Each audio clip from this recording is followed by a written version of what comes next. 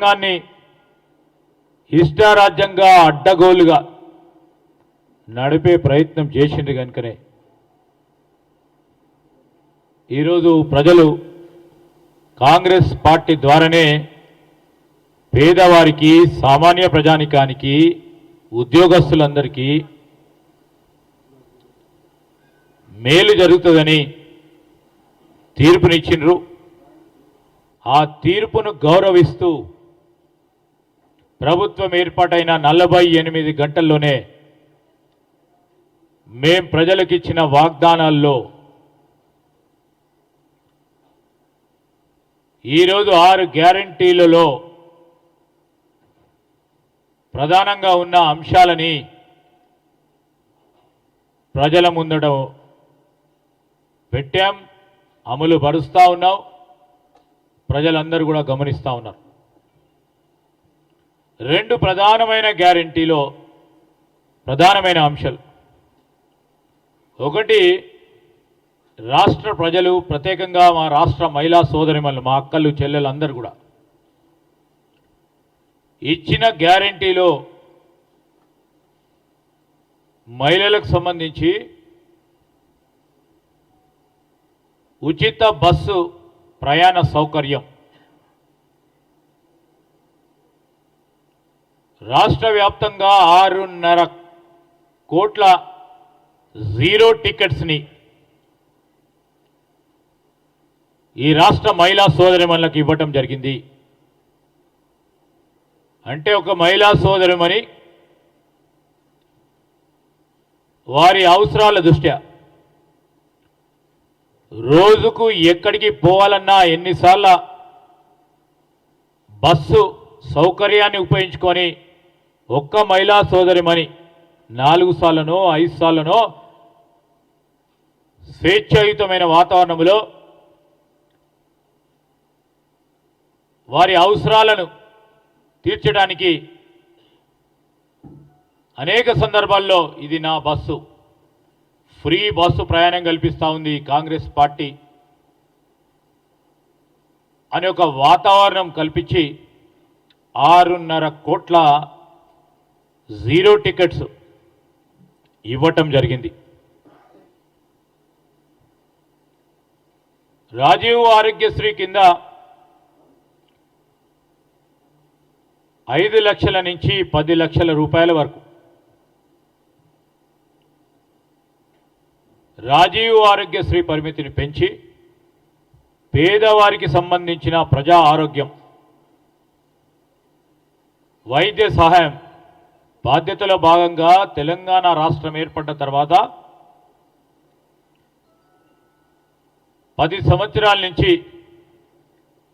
ప్రజా ఆరోగ్యాన్ని నిర్లక్ష్యం చేసిన టీఆర్ఎస్ పార్టీ ప్రభుత్వం వైఖరి పట్ల ఏ విధంగా ప్రజా ఆరోగ్యం పేద ప్రజలకు సంబంధించిన అంశాన్ని దృష్టిలో పెట్టుకొని 10 లక్షల రూపాయల వరకు రాజీవ్ ఆరోగ్యశ్రీ లిమిట్స్ను పెంచడం, ప్రజలకు అందుబాటులో ఉంచడం జరగటం, ఇది ప్రజలందరూ కూడా గమనిస్తూ ఉన్నారు. ఈరోజు టీఆర్ఎస్ నాయకులు ఏ విధంగా ఉంది వారి పరిస్థితి అంటే, నవ్వి పొదురు గానక నాకేమో సిగ్గు అన్నట్టు వారి వ్యవహార శైలి ఉంది. మేమందరం సుదీర్ఘ రాజకీయ జీవితాల్లో ఉండి ప్రజాప్రతినిధులుగా ఉండి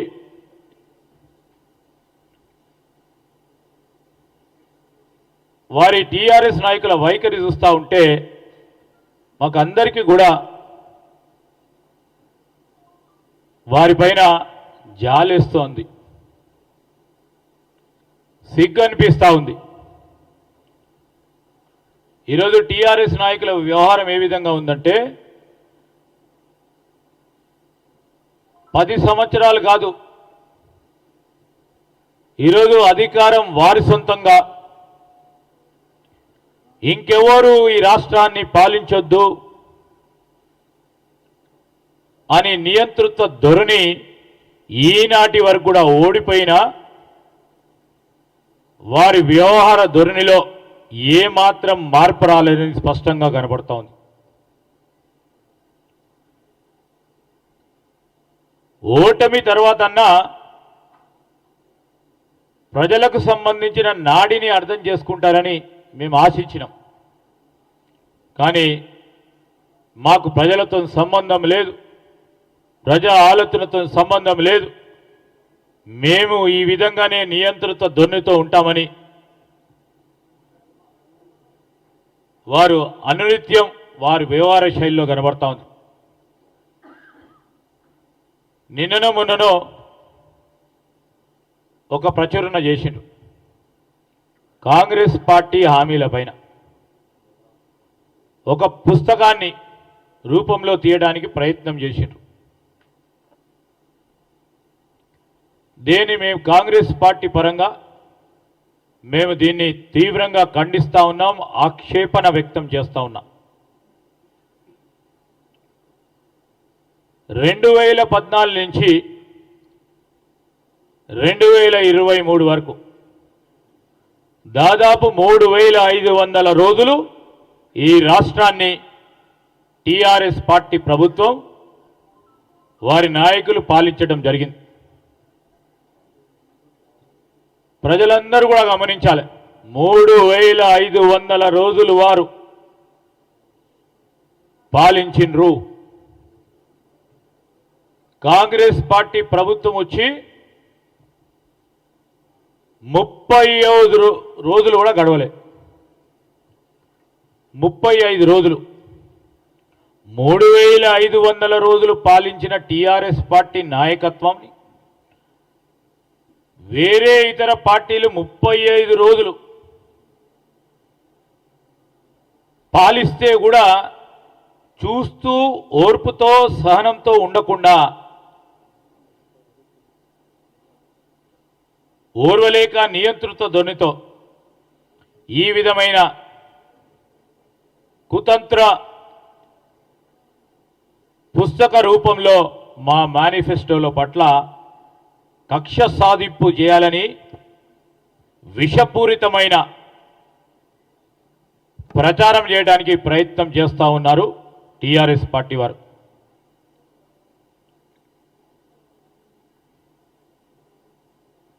ముప్పై 35 రోజులు ఫలితాలు వస్తే 25 రోజులు కాలే పరిపాలన మొదలై. మేము అడుగుతా ఉన్నాం, ఎందుకయ్యా ఈ గొగ్గోలు, ఎందుకు ఈ తొందరపాటు? ప్రజలకు ఇచ్చిన వాగ్దానాలు, ప్రజలకు ఇచ్చిన గ్యారంటీలో ప్రజలు కోరుతా ఉన్న మార్పులో మేము ఒకటి తర్వాత ఒకటి ప్రజలకు ఇచ్చిన వాగ్దానాలు పూరించుకునే కార్యక్రమం జరుగుతూ ఉంది. అనేక సందర్భాల్లో చెప్పినాం, మీ సమాలోచనలు ఉంటే, మీ దగ్గర ఇంకా మంచి ఆలోచన ఉంటే ఈ రాష్ట్రాన్ని అగ్రగామి రాష్ట్రంలో ఉంచాలనే ఆలోచనతోనే మేము అనేక సందర్భాల్లో చెప్పినాం. పెద్ద హృదయంతో ముఖ్యమంత్రి గారు కూడా చెప్పారు, పూర్వపు ప్రభుత్వాలు ఏదైనా మంచి విధానపరమైన నిర్ణయాలు తీసుకొని ఈ రాష్ట్ర ప్రగతికి దోహదపడ్డాయో దాన్ని ఇంకా రెట్టింపు చురుకతో ముందుకెళ్తామని చెప్పారు, ఒక పాజిటివ్ దృక్పథంతో. అయినా కానీ వారికి వినబడతలేదు. ప్రజలు మాకు 5 ఏళ్ల పాటు మరి పాలన చేయాలి అని మాకు తీర్పిచ్చిండ్రు. ఏ సమయంలో ఎలాంటి పనులు చేయాలో మా ప్రభుత్వానికి పకడ్బందీ అయిన ప్రణాళిక ఉంది. ఈరోజు మీరు టీఆర్ఎస్లో భవన్లో కూర్చొని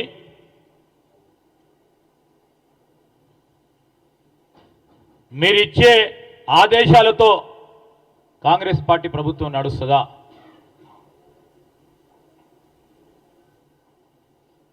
ఈరోజు మీరే చూస్తూ ఉన్నారు. మీరు వెళ్ళమని కోరుతా ఉన్నా, ప్రజల వద్దకు వెళ్ళండి. మహిళా సోదరుమణులు బస్సు ప్రయాణం చేస్తూ ఉంటే వారిలో కూర్చొని మాట్లాడండి. ఏ విధంగా వారు సంతోషంగా ఉన్నారో, వారి ముఖాల్లో ఏ విధంగా చిరునవ్వు కనబడతా ఉందో ఒకసారి మీరు పోయి మేము ప్రవేశపెట్టిన ఉచిత బస్సు రవాణా సౌకర్యం గురించి అడగండి. ఆ అక్కలు చెల్లెలు వారు సమాధానం చెప్తారు. ఆ సమాధానం వినండి, మాట్లాడండి. ఇంకేమైనా మీరు ఇప్పటికైనా మీలో మీ ఆలోచనలతో మార్పు తెచ్చి ఆ మహిళా సోదరులకు ఇంకేం చేయాలని చెప్తే మేము స్వీకరించడానికి ముందున్నామని మేము చెప్పడం కూడా జరిగింది. మీరందరూ చూసిరు తెలంగాణ ప్రజలకు సంబంధించిన ప్రజా పరిపాలన అంటే ఏ విధంగా ఉంటుందో మీరు చూస్తూ ఉన్నారు.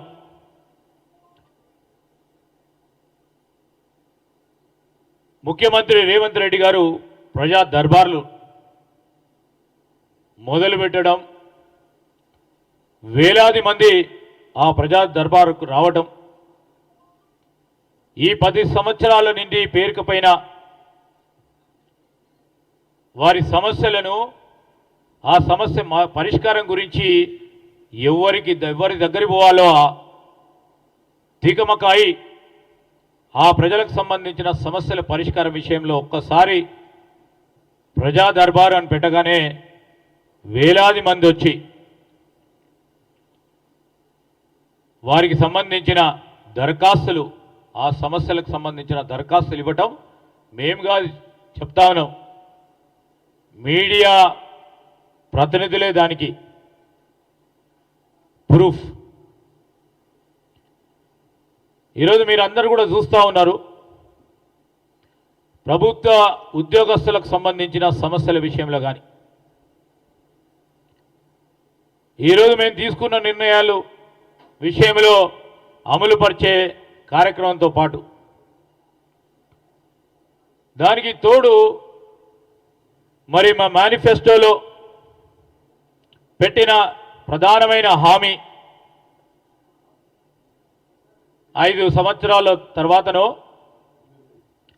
4 సంవత్సరాల తర్వాతనో లేకుంటే కనీసం 1 సంవత్సరం తర్వాతనో టీఆర్ఎస్ పార్టీ వారు కానీ స్పందిస్తే ఒక అర్థవంతమైన విమర్శ అని ప్రజలు గమనిస్తారనే కనీస ఇంకిత జ్ఞానాన్ని కూడా మర్చిపోయి మేము అడుగుతా ఉన్నాము. అనేక సందర్భాల్లో 2014 నుంచి 2023 వరకు 2014లో ఇచ్చిన హామీలు దళితుడిని ముఖ్యమంత్రి చేస్తా అని, 3 ఎకరాల భూమి ఇస్తామని, అదేవిధంగా అర్హులందరికీ కూడా డబుల్ బెడ్రూమ్లు ఇస్తామని, ఇంటికో ఉద్యోగం ఇస్తామన్న, అదేవిధంగా ముస్లిం సోదరులకు సోదరిమణులకు 12% రిజర్వేషన్లు కల్పిస్తామని, ఉచిత నిర్బంధ విద్య కేజీ టు పీజీ వరకు ఉచితంగా ఇస్తామని, అవినీతికి పాల్పడితే నా కుటుంబ సభ్యులైన జైలు పెడతామని ఆనాడిచ్చి ఉన్న ముఖ్యమంత్రి కేంద్రం నుంచి విభజన చట్ట ప్రకారం రావాల్సిన అన్ని అంశాలను కూడా కేంద్రంతో పోరాటం చేసి సాధిస్తామని, బయ్యారం ఉక్కు, కాజీపేట కోచ్ ఫ్యాక్టరీ, గిరిజన యూనివర్సిటీ, సాగునీటికి సంబంధించిన జాతీయ హోదా ప్రాజెక్టు, ఐటీఐఆర్కు సంబంధించిన ప్రాజెక్టు, ఐఐఎం సంబంధించిన కళాశాల, ఇలా చెప్పుకుంటూ పోతే మీరు చెప్తూ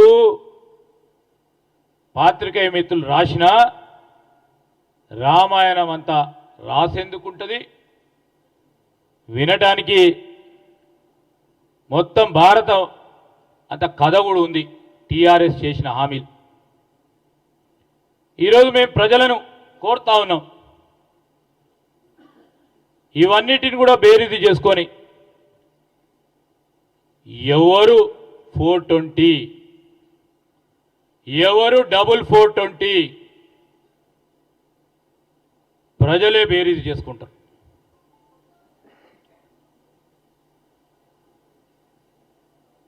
మీరు చెప్పిండ్రు మీ ఎలక్షన్ హామీలో 400కే ఎల్పిజి గ్యాస్ సిలిండర్ ఇస్తా అన్నారు. మేము చెప్తే సామాజిక పెన్షన్ల భద్రతకు సంబంధించిన పెంపు చేస్తామంటే మీరు మాకంటే ₹1 పెంచేందుకు ప్రయత్నం చేసే మేనిఫెస్టోలో పెట్టారు. మేము రైతు భరోసా అంటే 10 సంవత్సరాలు మీరు చేయని అంశాన్ని దాని విషయంలో ఆర్థిక సహాయం పెంచుతామని, రైతు బంధు ఆర్థిక సహాయం పెంచుతామన్నారు. రాష్ట్రంలో మీరు చెప్పింది 93 లక్షల బీపీఎల్ కుటుంబాలకు ప్రతి ఒక్కరికి 5 లక్షల విలువైన జీవిత బీమా పాలసీ ప్రభుత్వ ప్రీమియం కవర్ చేస్తుందని చెప్పింది. సామాజిక భద్రత పెన్షన్కు సంబంధించి 2016 నుంచి 5,000 వరకు చేస్తామని చెప్పింది. దీన్ని 5 ఏళ్లుగా క్రమంగా పెంచుతామని చెప్పింది. దివ్యాంగులకి 6,016 వరకు పెంచుతామని చెప్పిండ్రు. ఆరోగ్య బీమా కవరేజ్ని కూడా పెంచుతామని చెప్పిండ్రు. ప్రభుత్వం ఏర్పడిన 6 నుంచి 7 నెలల తర్వాత, ప్రభుత్వం ఏర్పడ్డ తర్వాత పాత్రికేయ మిత్రులు యావత్ తెలంగాణ ప్రజలందరినీ కూడా కోరుతా ఉన్నా, వారు మేనిఫెస్టోలో చెప్పింది ప్రభుత్వం ఏర్పడ్డ తర్వాత 6 నుంచి 7 నెలల తర్వాత బీఆర్ఎస్ హామీలు కార్యరూపం దాలుస్తాయని చెప్పారు. 2018లో ఇంతకుముందు చెప్పినట్టు మేనిఫెస్టోలో పొందుపరిచిన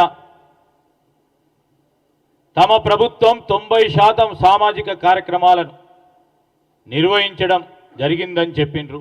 వాస్తవం ఎంత ఉందో ప్రజలు గమనించిన కనుకనే మార్పు కోరిండ్రు. మీరు చెప్పిండ్రు 2023 మేనిఫెస్టోలో రెసిడెన్షియల్ జూనియర్ కాలేజీలన్నిటిని కూడా డిగ్రీ కళాశాలలుగా మారుస్తామని. ఈరోజు మేము చెప్తా ఉన్నాం, తెలంగాణకి 6 నుంచి 7 లక్షల కోట్ల రూపాయలు అప్పులో ముంచి ప్రభుత్వాన్ని దివాలా తీసేలా బీఆర్ఎస్ ప్రజల సంబంధించిన అనేక సమస్యలను చెత్తబుట్టలో విసిరేసిన ఆ ప్రభుత్వం ప్రజలకు సంబంధించిన వారి సమస్యలన్నిటిని కూడా చెత్తబుట్టల విసిరేసిన, తిరిగి ప్రజలు వారిని చెత్తబుట్టలో బీఆర్ఎస్ పార్టీని విసిరేసిన, ఇంకా ఆలోచన లేకుండా మాట్లాడుతూ ఉన్నారు. మేము ఇంతకుముందు అడిగినాం, ఇవన్నీ కూడా చెప్పి సరే 30 రోజులకే 25 రోజులకే మీరు మీదేదో ప్రభుత్వాన్ని మేము గుంజుకున్నట్టు, అక్కడ ప్రజల తీర్పే లేనట్టు, అక్కడ ముఖ్యమంత్రి గారు కూర్చుంటే రేవంత్ రెడ్డి గారు పోయి ఆయన దోషి కూర్చున్నట్టు,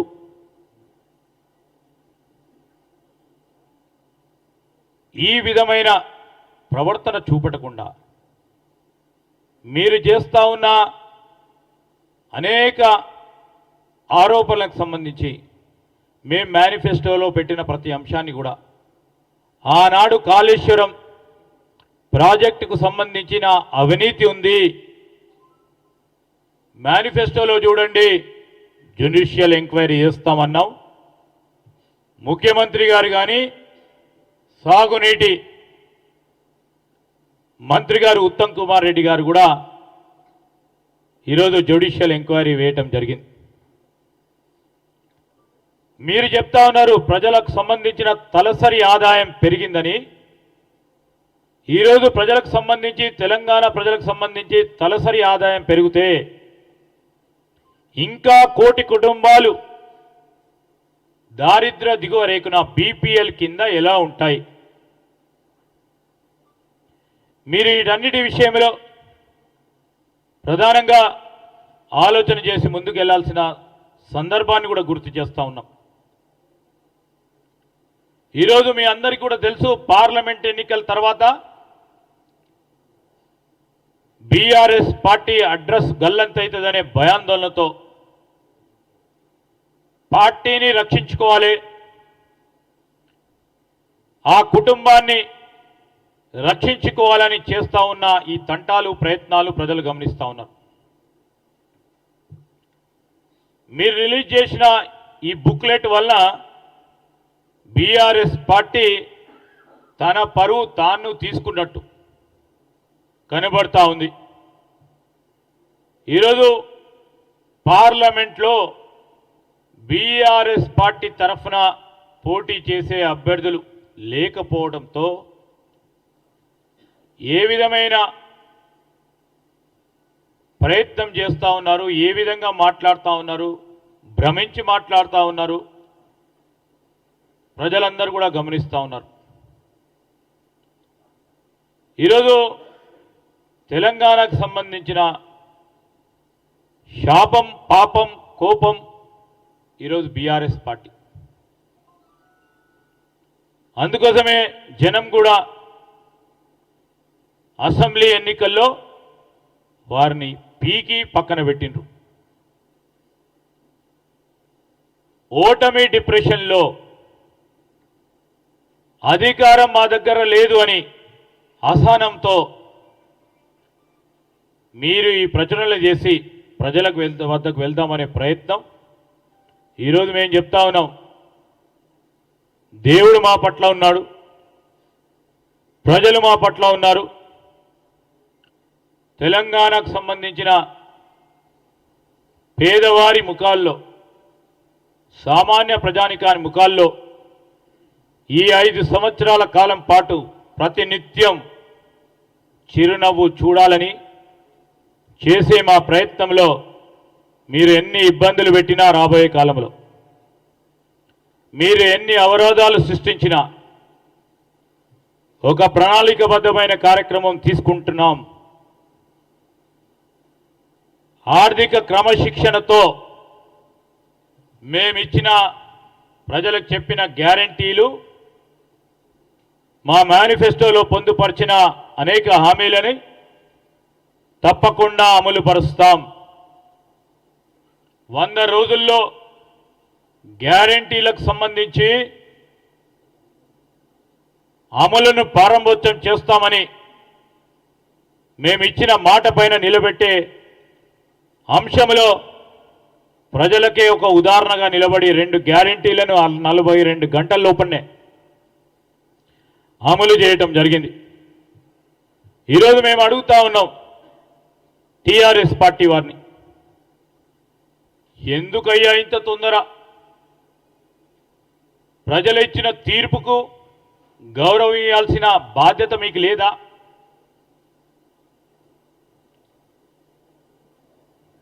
మీ వల్ల ఎక్కడ తప్పులు జరిగినాయి, ప్రజలకు ఏ విధమైన ఇబ్బందులు చేసిండ్రు, సామాన్య ప్రజానికానికి ఏ మేలు జరగలేదు, పేదవారికి అసలే మేలు జరగలేదు, ఎందుకు చేయలేకపోయినాం అని బేరీజు చేసుకోవాల్సిన సందర్భము, సమయంలో మా మేనిఫెస్టోలో పెట్టిన గ్యారంటీలను, హామీలను పై విరుచుకబడ్డే సమయంలో మీ పార్టీని చక్కదిద్దుకునే ప్రయత్నం చేయండి. ఇప్పటికైనా ప్రతిపక్షం అంటే కూడా ఆ పాత్రలో ఏ పాత్ర నిర్వహించాలో ఆలోచన చేయలేని, రాజకీయ డొల్లతనముతో పార్టీ పోతా ఉంటే దీనికి మీరు ప్రజలిచ్చిన తీర్పుకు క్షమాపణ చెప్పాల్సిన అవసరం ఉంటుందని మేము బీఆర్ఎస్ పార్టీ వారిని డిమాండ్ చేస్తా ఉన్నాం. ఈరోజు మేము 6.5 కోట్ల మహిళా సోదరమణులకి, ఆ అక్కలకి చెల్లెలకి ఉచిత బస్సు ప్రయాణం విషయంలో వారు మంచిగా సంతోషంగా కుటుంబాలకు సంబంధించి ఫ్రీ బస్సు ఉంది కదా అని ఒక ధైర్యం, ఒక నమ్మకం ఈ కాంగ్రెస్ పార్టీ కల్పిస్తే ఆ నమ్మకాన్ని, ఆ ధైర్యాన్ని వమ్ము చేసే ప్రయత్నంలో కొంతమంది మరి టీఆర్ఎస్ నాయకత్వం కూడా కొంతమంది ఆటో సోదరులని ప్రేరేపణ చేసే ప్రయత్నం చేస్తూ ఉన్నారు. అంటే రెచ్చగొట్టే ప్రయత్నం చేస్తూ ఉన్నారు. అంటే మీకు మేము అడుగుతా ఉన్నాం, ఉచిత బస్సు అవసరం లేదా? ఆ మహిళా సోదరులకు ఉచిత బస్సు ప్రయాణం కల్పించవద్దా అంటున్నారా? స్పష్టం చేయండి ఈ రాష్ట్రంలో ఉన్న మా మహిళా సోదరులకు. ఈరోజు ఆటో సోదరులకు సంబంధించి కూడా వారి సంక్షేమానికి సంబంధించి మేము మేనిఫెస్టోలో పెట్టినాం. అన్నీ ఆలోచన చేసే మా మేనిఫెస్టోను తీర్చిదిద్దడం జరిగింది. దాన్ని అమలుపరిచే ప్రయత్నంలో, కార్యక్రమంలో ఏ ఒక్క నిమిషం కూడా నిర్లక్ష్యం చేయకుండా